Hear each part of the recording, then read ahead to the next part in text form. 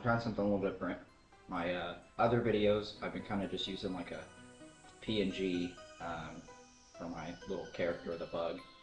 But I thought I'd decide something like this because I watch a lot of YouTubers that just stand up and talk like this, and it seems like a good way to do it. And I have a setup behind me now so that I can actually have stuff look pretty okay.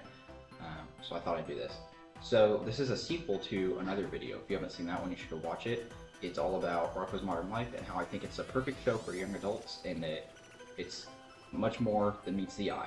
The first episode we're going to be talking about today is called Leapfrogs, and I said this in the first episode. I'm going through the episodes in the order they're on the disc set, complete series disc set. So if there's anything on like Wikipedia that is different from what I'm saying, I'm just going by the disc set. So this is really the second episode because each episode has 2 segments, but it's the third segment.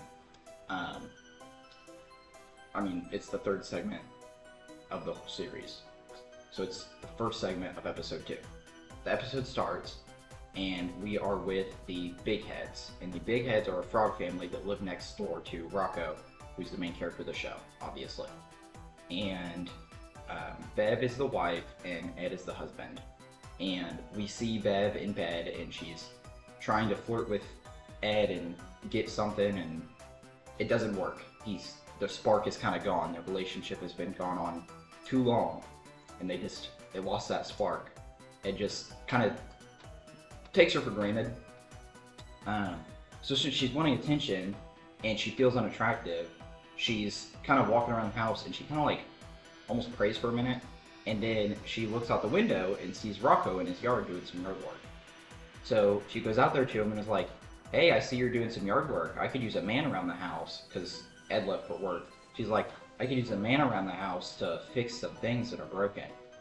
So Rocko's like, "No, I don't want to do that. I was just doing my yard." And she kind of like pressures him, like forces him to do it. Rocko's kind of a pushover. You'll kind of learn that if you watch the show.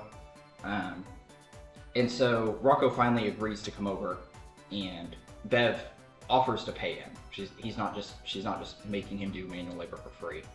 But they come over there, and the first thing she wants him to do is try and fix the VCR player that's not working. Well, it turns out the reason it's not working because it was just unplugged, and we can tell that Bev probably just unplugged it to give something Rocko to do to get him in the house. And so once Rocko gets it plugged in and sees it's working, Bev sits down on the couch, and she's like, "Why don't you just watch this nature documentary with me?" The nature documentary they're watching is The Mating Habits of Cane Toads. And it's kind of crazy because, like I said, this is a kids' cartoon. One of the toads, the frogs, just has boobs. Out there, weird. Anyway though, the VCR stops skipping, so nothing ends up happening. Rocko is offered lemonade, and he agrees to drink some. And this is kind of a weird part. Beth puts Spanish flies in it. She goes over to a cupboard and has different kinds of flies, and she puts Spanish flies in it. And I'll come back to this whenever I'm in my review portion and not just the summary of the episode portion. But so she does that. She's having him drink it, and it's too bitter, and so nothing happens. He kind of it's too sour for him.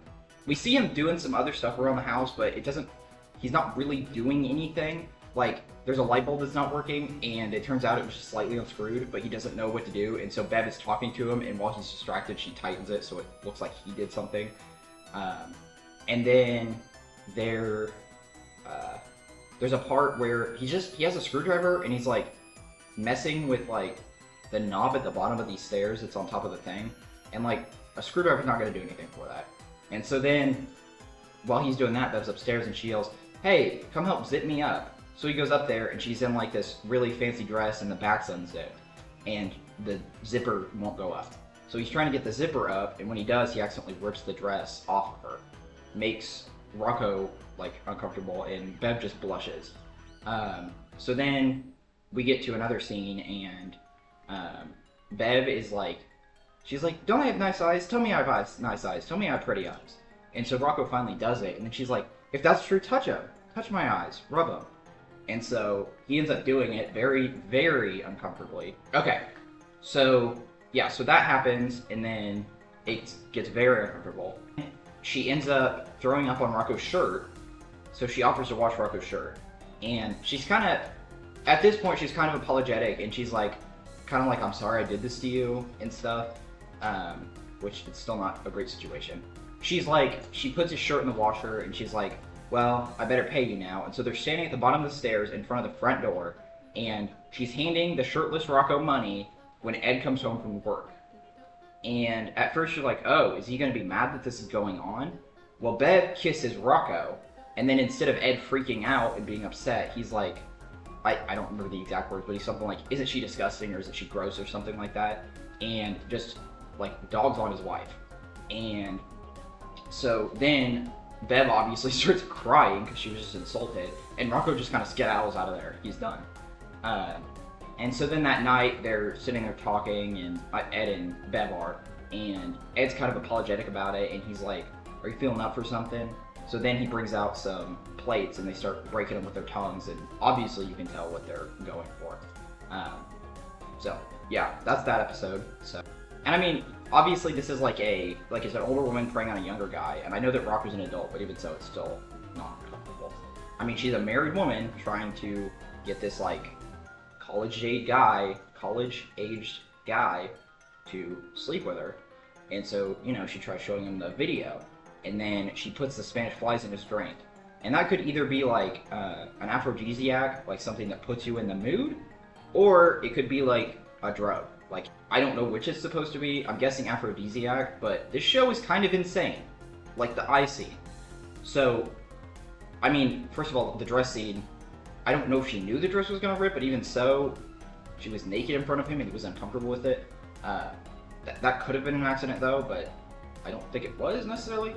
So the part with the eyes, this is obviously very, very clearly a sexual joke. It is Rocko basically being pressured into unconsensually massaging her eyes, and she seems to get pleasure from it. And it is, while you're watching it, is kind of an uncomfortable scene. And obviously it's a cartoon, but that's still very serious subject matter. So that is a little uncomfy. But like I said, the show deals with things that unfortunately some of us have gone through, and sometimes the whole relationship thing. If you have ever been in a long-term relationship, it can start to feel safe and it can feel old.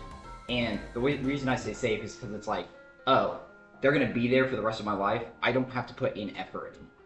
But no matter what relationship you are in, whether it's friendship like platonic or it's romantic, you got to put effort in. You can't just let it go, fall out, and people cheat and all that stuff happens. Like, we can see that Bev felt unfulfilled, so she tried to cheat on Ed, which is not Ed's fault. It is 100% Bev's fault. But it's also good to appreciate what you have. And I'm not trying to victim blame or anything, but like, if you're not putting effort into the relationship, why should the other person? And you're gonna make the other person feel like there's no point in being with you if you're not giving them back a similar amount of energy. And I'm not even necessarily saying, like, every time they want to do something with them, but I'm saying, don't let the spark die. If you want that to be long lasting, even if it's lasted 10 years already, you gotta keep the spark there. You gotta keep finding things to talk about, things to do together.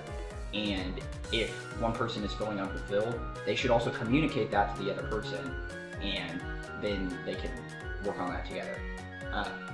So this episode has multiple themes that I think apply to most people.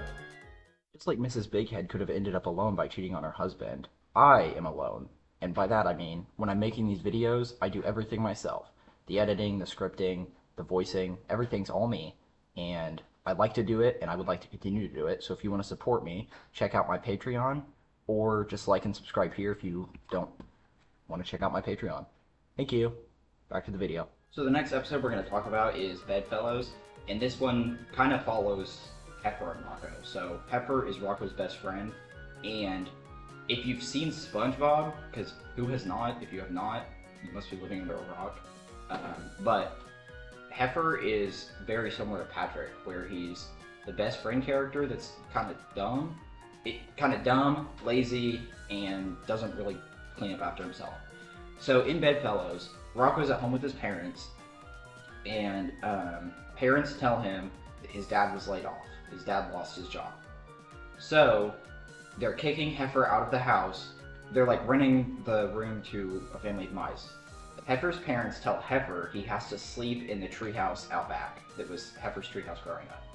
And Heifer's like, oh, this won't be so bad. I used to hang out here all the time. Well, he gets up in there, and he's a bigger guy. I mean, he's a cow, literally.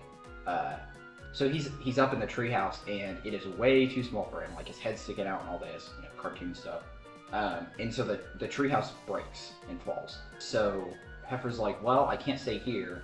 So it's the middle of the night. He comes to Rocko's doorstep, and he's like, hey, Rocko, my parents kicked me out of the house. Can I stay with you? And Rocko's like, yeah, sure, you can stay for the night, just sleep on the couch. And Rocko goes upstairs to go to bed. Well, when Heifer's getting ready to go to bed, he, like I said, this is a cartoon, he literally scares the couch away. The couch runs out the front door because he doesn't want to get sat on by Heifer. So Heifer goes upstairs to Rocko's room and wakes Rocko up again, and it's like, hey, Rocko, the couch is gone, I don't have anywhere to sleep.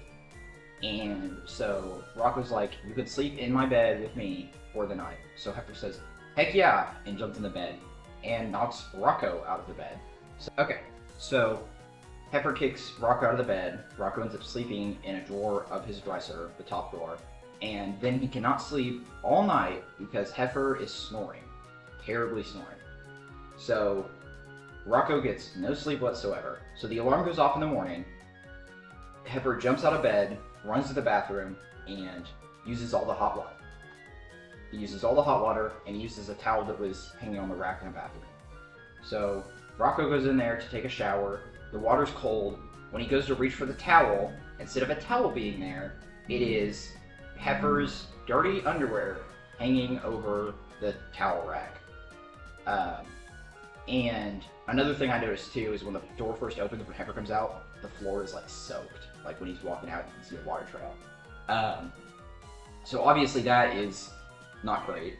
Rocko, there's the dirty underwear. He goes to look at the soap, and the soap is gross, covered in hair, nasty. So then Rocko gets out of the shower to finish the rest of his morning routine. The toilet's clogged and stinks. He goes over to the sink, and the toothpaste is all messed up, and Heifer has just messed up everything in the bathroom. Obviously, Rocko's not in a great mood, but he goes downstairs, and I don't think I mentioned this, but obviously Heifer is like super excited to be living with his best friend, because he's like, I get to see my best friend all the time now, and Rocko is not amused. Like, Rocko likes his space. Even whenever Heifer came over first and asked, hey, can I stay? Rocko's like, yeah, for a couple days. Like, he didn't want him there permanently. And, Heifer's not paying rent or anything that we know of. So anyway, Rocko goes downstairs, and Heifer's downstairs, and the living room looks completely different. It's full of Heifer stuff. And Rocko goes, what happened in here? And Heifer goes, oh, I donated your stuff to charity and put my stuff in here. So then Heifer's like, oh, I made food for you. And Rocko's like, oh, great. And he's like actually excited about this. So he sits down to eat, and it's good. He likes it. And then I think Heifer tells Rocko it's full of disgusting stuff or something, and then Rocko gets grossed out. But then Heifer's like, I cooked, you clean the dishes. And then Rocko looks over, and the whole sink is piled like to the ceiling with dishes. And then the phone rings, and it's Heifer's mom. And she's like, hey Heifer, we miss you. Come home. We'll give you your room back. And Heifer's like, nah dog, I think my home is here with Rocko. We're having so much fun together. Like I said, Rocko's house is trashed. It's disgusting. And then, since Heifer's on his own, he starts trying to explore who he is as a person. So he decides he's a nudist. So he throws a nudist party in Rocko's backyard without consulting Rocko first. And when Rocko goes out there to try to find Heifer to figure out what's going on, one of the other nudists says, can't come out here with clothes on. And rips off his clothes and forces him to go out there naked. Which is obviously not comfortable for Rocko. And it kind of reminded me of the scene from Zootopia where they go talk to the nudist. Rocko finally gets back to Heifer, finally gets through the backyard to Heifer, and is like, hey Hef, let's not do this. I can't deal with this. Get all these people out of here. But Heifer will just not listen. He's just doing his own thing and ignoring everything Rocko's saying. So Rocko finally kind of blows up and kicks everyone out, and they all leave.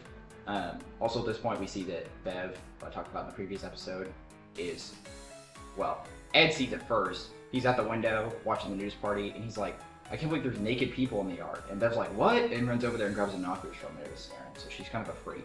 But back to Rocko and Hef. Rocko is ready to tell Heifer, hey, I can't have you living here. I'm done. And right as he's about to tell Hef, Hef says, hey Rocko, I gotta tell you something. I don't think it's working out. You're just too hard to live with. So Heifer's dad comes to pick him up. And Heifer goes home and doesn't live with Rocko anymore. So this episode is a lot less dark than the previous one, obviously. But we also do get like a scene at the end where Bev invited the nudist over to her house. But yeah, so obviously this one is not as dark as the other episode I talked about. And you can kind of tell what this one is from.